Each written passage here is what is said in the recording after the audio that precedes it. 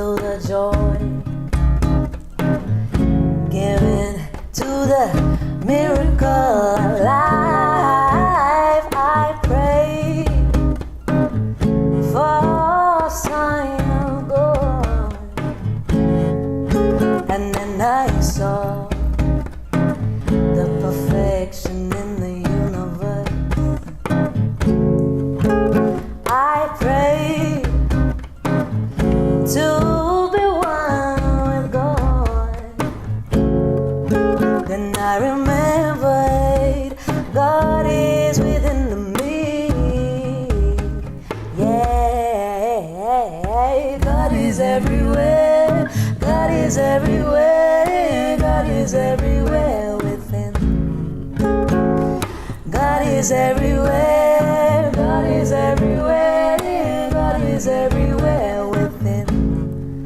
Within the love, within your heartbeat, within the joy, within the miracle of life.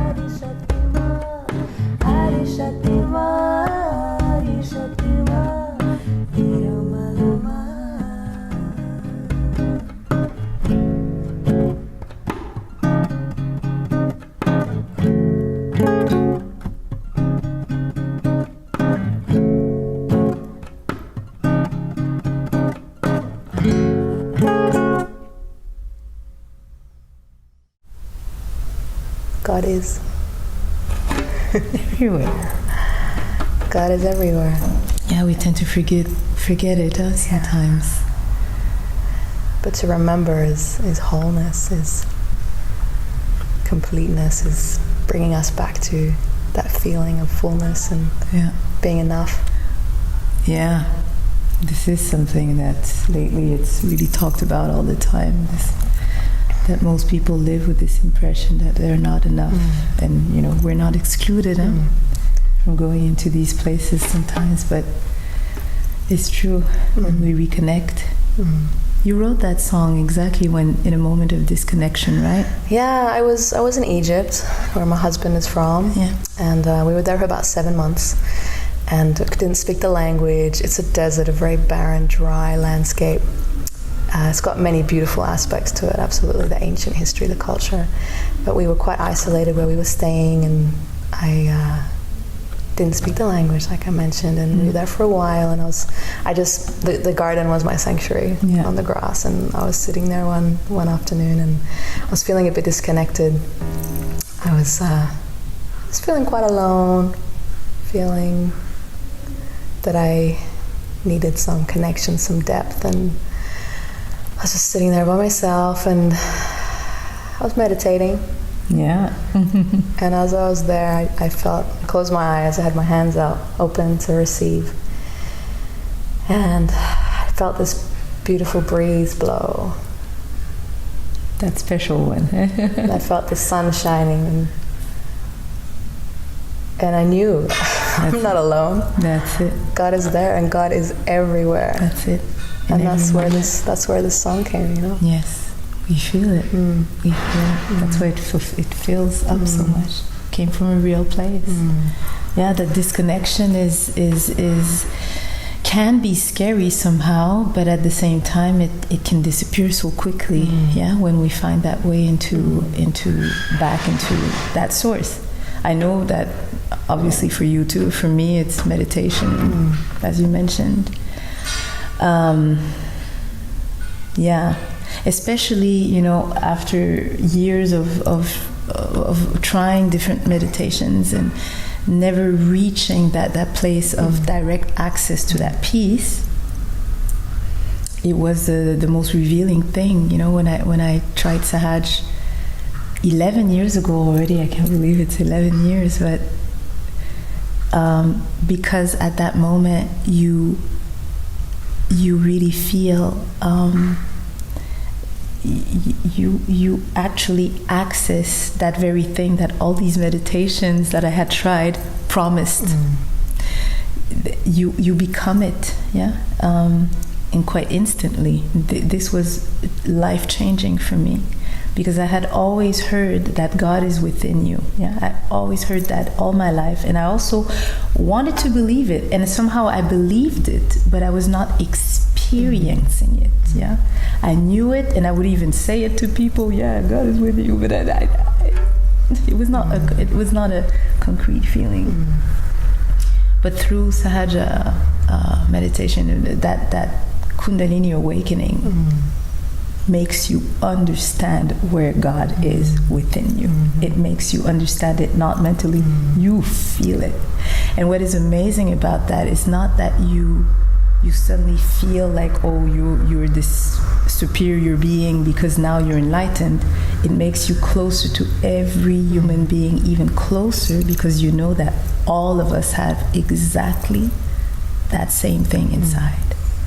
So this is why we did that, right? This is why we did this group. Yeah. It's in order to share and also meet all the souls that are either already know their Kundalinis or the ones that are looking for it. And we've received this amazing gift. Amazing gift. Rosie was actually born into this. She's been born into this culture. I was born into Sahaja practice, Sahaja meditation practice. Yeah. My grandmother, she started practicing in the 80s, and then my parents came along, and they really benefited a lot from it. And so by the time I was born, my parents were already dedicated yogis. Yeah. And because it had been running since 1970, right? That's right. That's right. And there was a school that was set up in the mountains in the Himalayas in India. And I went there as a 6-year-old to Dharamshala school. And we were surrounded by jungle. There was this picturesque, beautiful landscape and the beautiful foothills of the Himalayas just watching over us. They were our guardians, you know. Wow. So that was our view every day, this breathtaking view, and waking up to that every day, and picking walnuts off the trees and berries in the jungle, and and that's where I got to have this beautiful instrument introduced into my life. As a 9-year-old, I started playing the sitar, and this whole world of Indian music opened up, you know, and along with the sitar there was a classical element, Indian classical, but there was also the devotional side with the bhajans and the chanting and the mantras. And you probably at that moment already realized the power that singing and music can bring to your devotion. Exactly. And joy. And that's it. So the devotion already comes much more naturally when you're singing it and when there is joy. Yeah, because there is joy in knowing that God is there. Yeah. Absolutely, and that's what we've chosen the name Rayah, which actually translates as friend of God. It comes from the Hebrew word. It comes out of from a Hebrew derived word. So Rayah meaning friend of God. Friend of God. And our goal is to meet all the friends of God.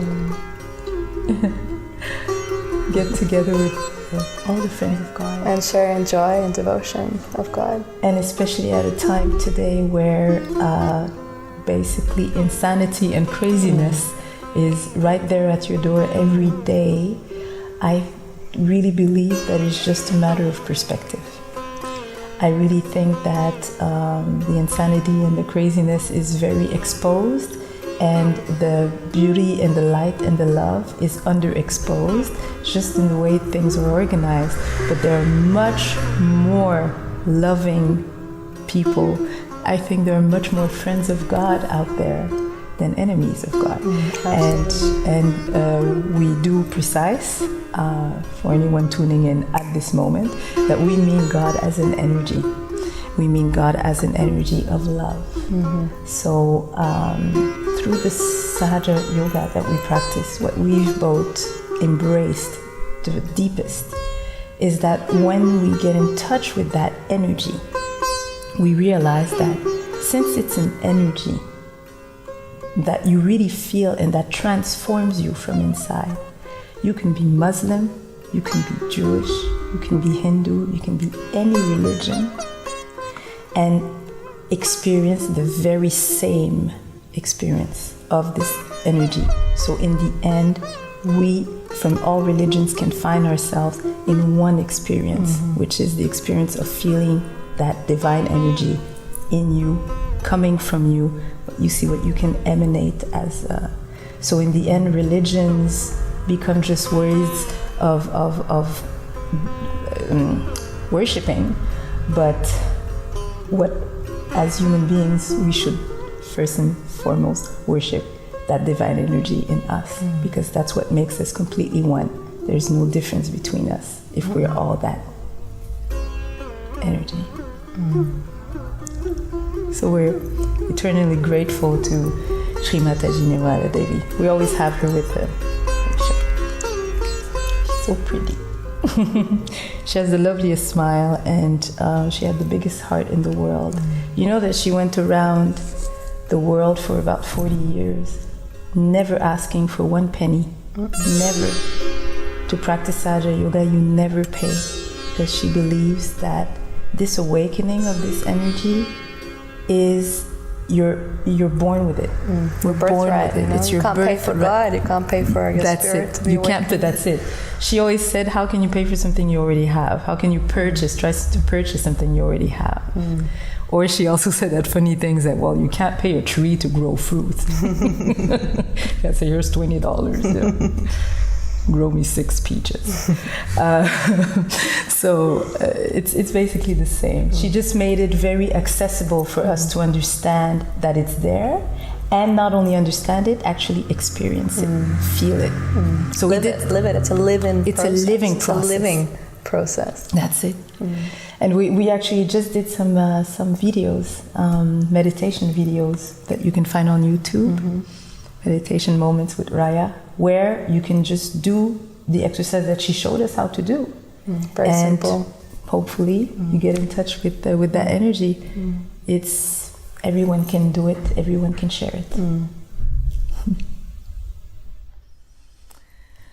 God is great.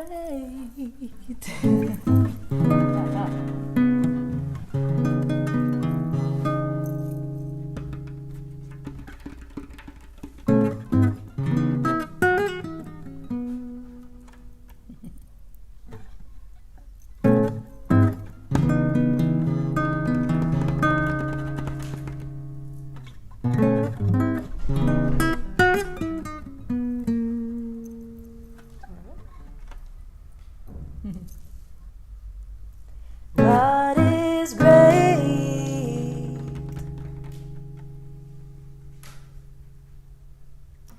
God is great.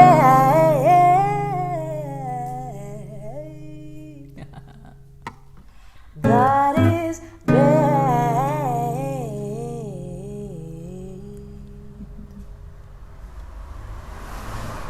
God is great.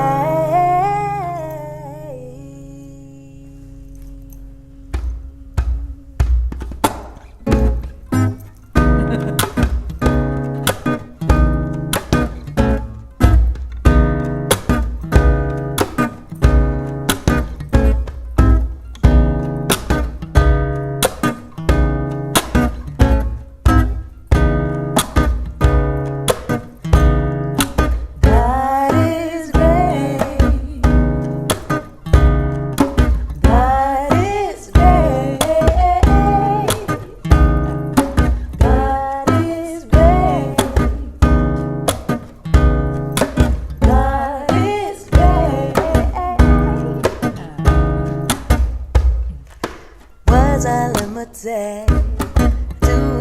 express the glory and the beauty and the wonderment of you.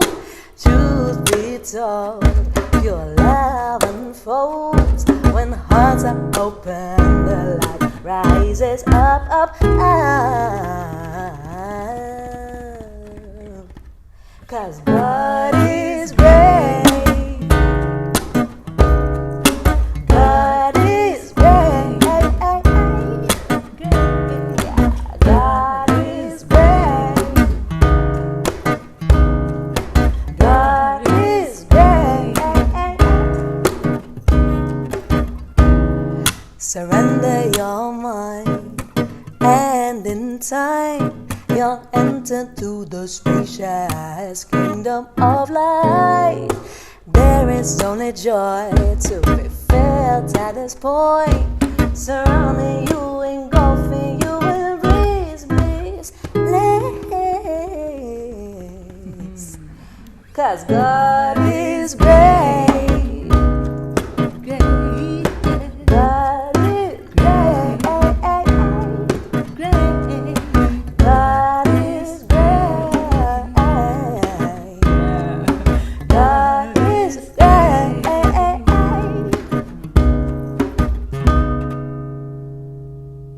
'Cause I never felt anything like this.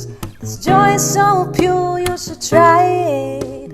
Ocean of love, let's dive in. Surrender to the truth, truth, truth, truth, truth. Universal peace is possible.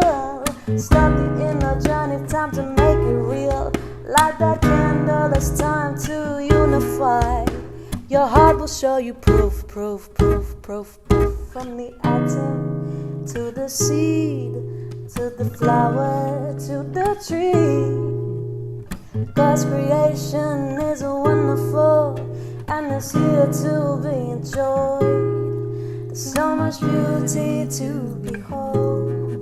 There's so much beauty to behold. There's so much beauty to behold. There's so much beauty to behold. There's so much beauty, beauty, beauty, beauty, beauty, beauty, beauty.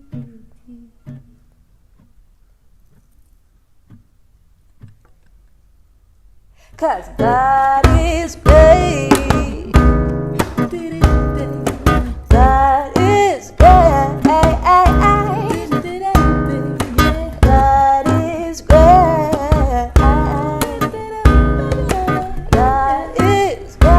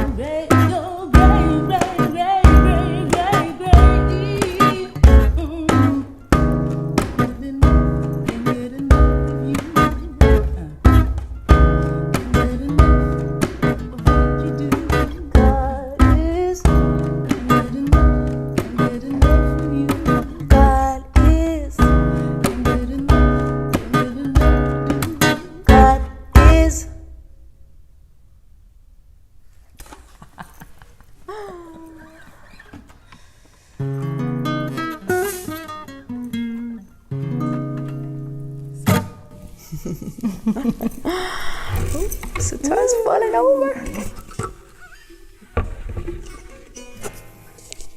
But you've had some journeys with music, you know? I mean, you were born in New York, right? Yeah, very quickly. After after a year and a half, I just said, I had enough of this place. I'm leaving. So born in New York, and then your parents migrated to Montreal. Yeah. They came from Haiti, and they unfortunately had to flee the difficult political regime at the time, but made the wonderful choice of going to Canada. I'm really, really grateful to them. I think Canada gave us a possibility to be very open, have a lot of freedom, be free, and not have to define ourselves through being black and respecting a certain way of living, of being black. They wanted to avoid the ghettoization. And I'm grateful to them for that, because it gave me access to an openness. I was interested in everything. I had across the street my neighbors were Indian, so I was also exposed to Indian culture a bit through them.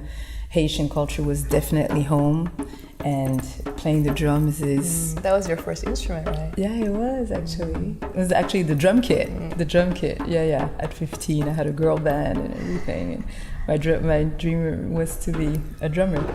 And I still play it. I love it. Actually, we did that jam not so long ago. You were on bass. Yeah. And I was on drums, and gonna get back to that. And then I had a journey through all kinds of musical styles, from Haitian music at home and dancing, very tribal rhythms when I was 4 years old in my father's dance troupe. So I really grew up with these deep folk rhythms from the drums and singing. But then going to rock, my parents listened to a lot of classical at home, Mexican music, really very open. And my brother brought up the best disco and funk in the house, so I grew up with all of this, and then suddenly I find myself later on becoming a singer, that I basically sang all of this with great pleasure. It's in your blood. It's already... Yes. When it's in your childhood, I guess you absorb it very quickly. And the only thing I haven't tried yet is mariachi. I haven't sang. I too played drums when I was 16 in the band in high school. That was a rock band. A rock band, yeah, right. By rock I mean Mariah Carey. That was our version of rock. It was a girls' school, white minority. I see. It was a lot of people who were into R&B and our soul, and so Mariah Carey rock. Was And then I got onto the bass because I was just really attracted by the depth, the beauty of that bottom end. Absolutely. You know that quality. This is my fetish instrument. I mean, I'm crazy about the drums, but my real instrument is bass, and I love it. It's a great instrument. Yeah. So the drums. Well, sitar was first, and then I got gifted a guitar when I was 15. So I started songwriting. My dad showed me a couple of chords. My stepdad had a studio at the time, and he did a lot of recording with him in the studio, and he really pushed my songwriting. He said, "No, you're gonna write," and he really sat me down and Can I have his phone? me. Can I have his phone so I could thank him? He encouraged me to write. So I got my writing on when I was about 16, and had a band with my mom at the time. Who was trained classical singer. Who has a band with her mom? How cool is that? When I was growing up, my mom was my favorite singer because she had released, a kind of some devotional music, some classical, some she'd released some music, and so she was my favorite singer growing up, Yeah. And then from there, the jazz singer in the jazz band in high school as well. So that's when jazz came into my life as a 17-year-old, and then started gigging. And then I also picked up double bass for the end of high school, and my first jazz band was playing double bass and singing. Oh, cool. In Sydney. Yeah. Oh, cool. And this I did not know. Huh? That was a tough lug, And then just started gigging around the scene. And Mostly as singer and bass player? I did everything. I did everything. I played Indian weddings, played sitar at Indian weddings. Wow, look at that. Dressed up in my Punjabis and gagras. I mean, when you're becoming or when you are a professional singer, that versatility is... But as a musician as well, to be able to...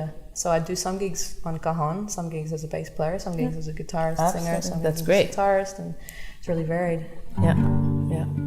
I just recently did that gig singing opera. It was like that was a good gig. I was dreaming of that when I was a child, to sing opera, break a glass from a distance. I still will want to.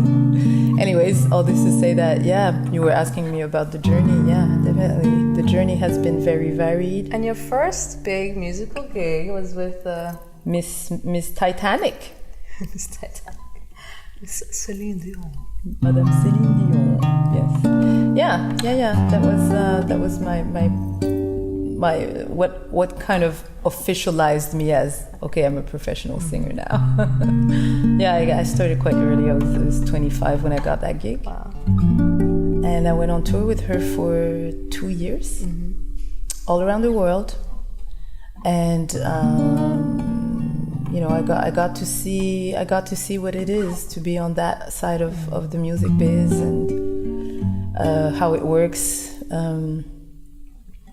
And vocally, I believe, what a great teacher to have. Just working with her and having her in your ears every night, you just learn from that,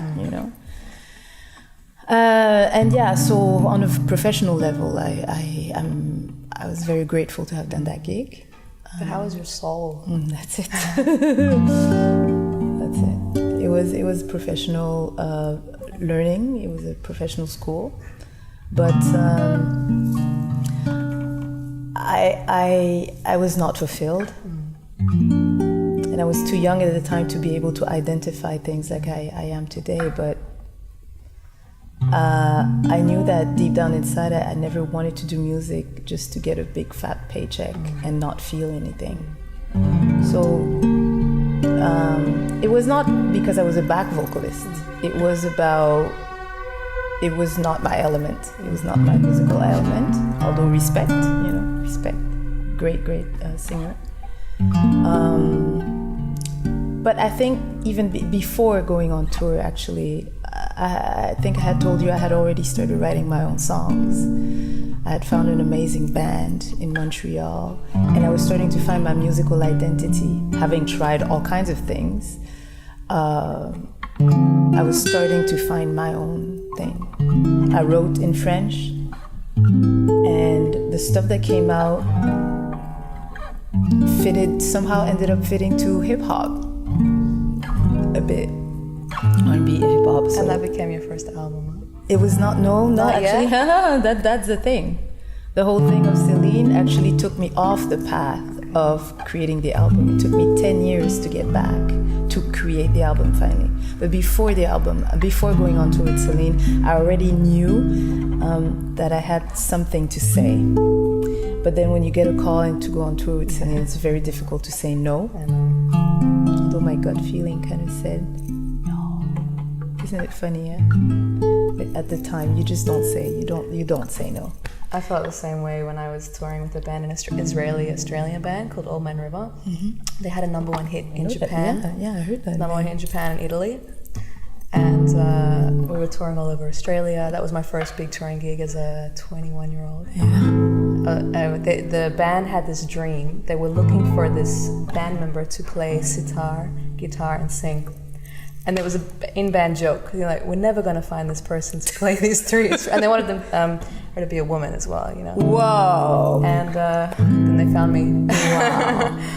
And I remember we were touring, and we had shows in Japan and in Korea and in Singapore and all over Australia. And I went 1 year not writing a single song, That's it. And you get so drained from the touring.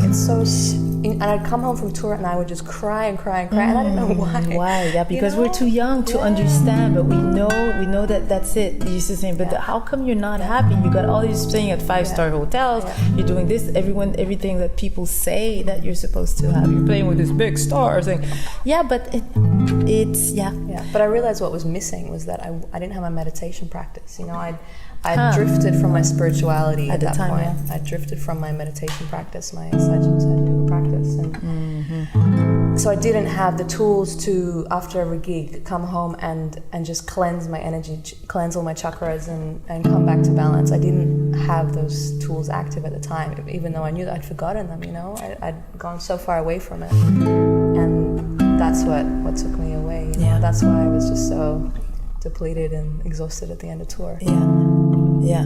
But now, you know, now we have these tools. Yeah, that's what's amazing. And they're so easy. This is what's fascinating. It's so easy. It's right there. It's automatic. That's why it's called Sahaja Yoga. Sahaja means spontaneous. Yoga means union with the divine. So it's a spontaneous union with the divine, with your divine self, actually. And since we know that every human being has this energy inside, then it's easier to see the divine in the other and try to act from that part. You become more forgiving when if you're able to hold on to the divine in the other person. You become more understanding. You can connect to the heart inside of you and connect to their hearts. Yeah, even if when they're having a hard day and they're being unpleasant, it's easier to kind of go there when you or yourself are in your heart space. So now we've got the tools. We got the tools and we want to share them.